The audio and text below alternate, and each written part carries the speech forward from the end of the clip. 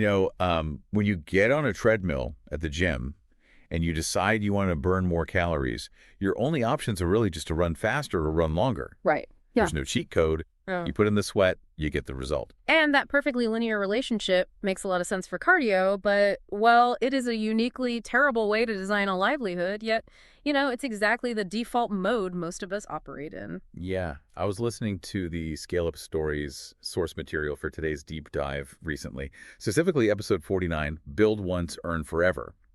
And the host, Sackle, was talking to a guest named Daisy, and he laid out some math that honestly just makes your stomach drop. Oh, I know exactly the part you mean. Right. He pointed out that if you're a freelancer or a founder working 40 hours a week to earn $4,000, the only way to hit $8,000 is to work 80 hours. Yeah. You are literally trapped on that treadmill. The math is brutal because your earning capacity is permanently tethered to a finite resource, which is the hours in your day. Yeah. You will inevitably hit a wall where you just run out of time. So what does this all mean?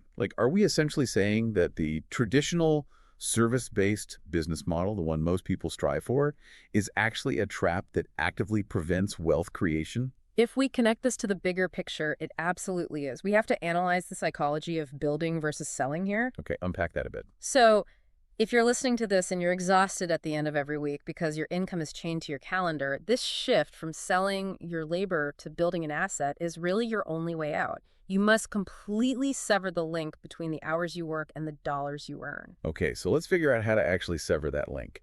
Because the blueprint Daisy brings up in the source points directly to digital assets. Things like software, online courses, or paid communities. Right. Her golden rule for this entire economy is basically build once, sell infinitely. Exactly, because unlike a physical business, your cost to deliver a digital product to your 1,000th customer is exactly the same as delivering it to your very first. Okay, let's unpack this with an analogy.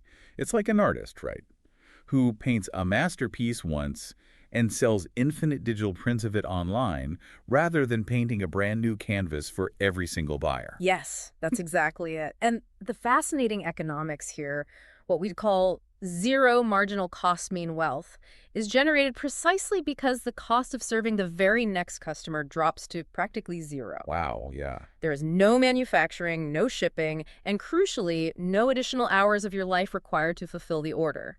An automated system handles distribution, which allows you to escape the limits of physical reality entirely.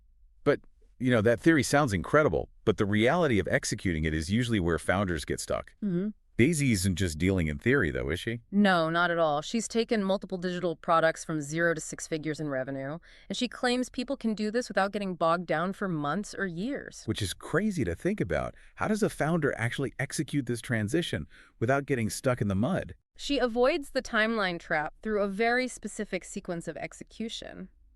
You see, most founders guess what the market wants, spend a year building it in a dark room, and then they launch to crickets. Exactly, total silence.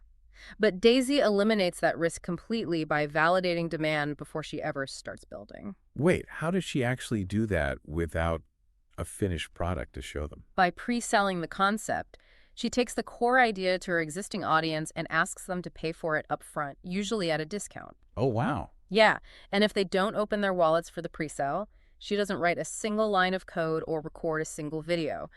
The market tells her exactly what it's willing to buy, so she never builds in a vacuum. Here's where it gets really interesting, though, and I want to push back on this a little.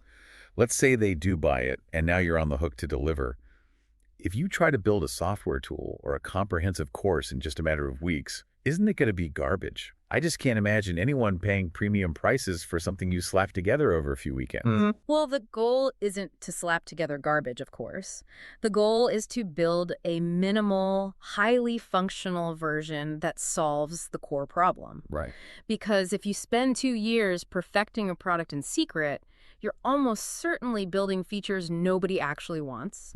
Speed forces you to strip away the fluff. You get that initial version into the hands of those early buyers, you watch how they use it, and you iterate based on actual real-world feedback. Ah, okay. So you're basically co-creating the final polished version alongside your initial customers. Precisely.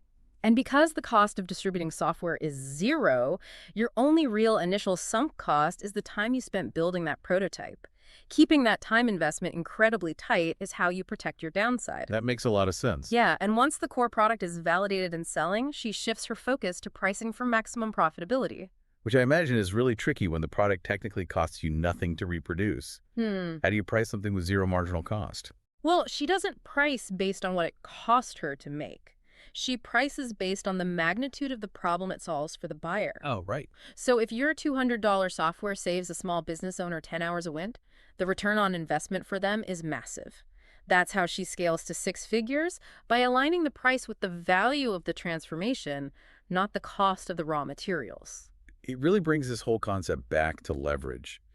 For everyone listening, understanding leverage is the ultimate key to buying back your time. You build the system once, and it just runs on the treadmill for you. Exactly. You construct an ecosystem that works on your behalf, so you are no longer the bottleneck to your own success. Yeah.